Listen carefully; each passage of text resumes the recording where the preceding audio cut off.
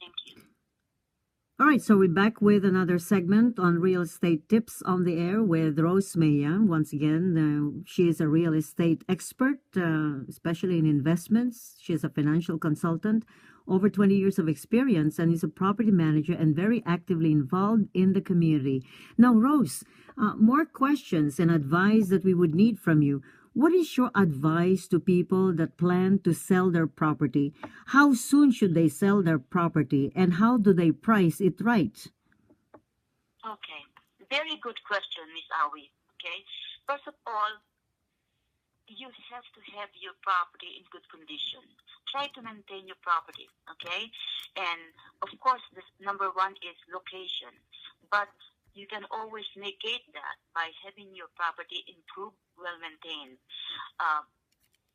People, the buyers, the first thing that they look at is the location. Secondly, in the home itself, the first thing that they look at is the kitchen, the bedroom, the bathroom. Make sure that those are all nice and well maintained, okay? And because a lot of people, mostly it's the wives that are making the decision because they are the one keeping the home. They're always home most of the time. The kitchen, they enjoy there. The bathroom, the bedroom, that counts a lot, okay? And as far as your question, when is the best time to sell? A very good realtor can guide you, can check the value for your property regularly and tell you that, hey, Miss Seller or Mrs. Seller or Miss Homeowner, this is the value of your property right now. Would you like to sell? This is going to be the proceeds that you will generate if you sell the property now. So try to find a very good realtor that can help you and honest and straightforward with you. Right. Who will protect you? You will protect your interest. Would you still advise a seller to continue selling the property even if it will not earn them any money? It depends on their needs, Miss Awi, okay? If they are breaking even, for example, it's their home, okay? It depends if it's their home or income property. If it's their home, okay, they can sell it if they want to, if they have a problem in paying the mortgage, okay? If they can pay the mortgage, try to keep it and then sell it later on when it's time to sell, when they can have a little bit of equity from that property. If it's an income property, if it's losing money and there's nothing that you can do to improve it, might as well sell it instead of having it foreclosed, which also works for the home that they have.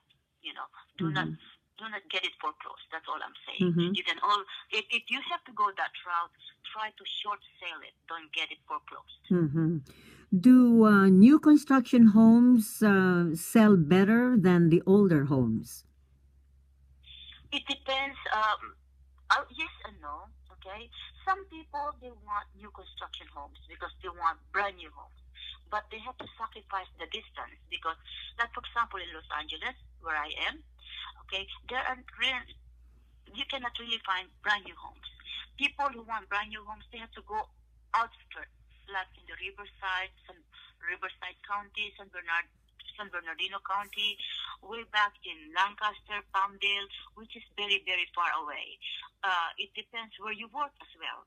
So it all depends on the situation where the buyer wants to buy because it's a lot of sacrifice.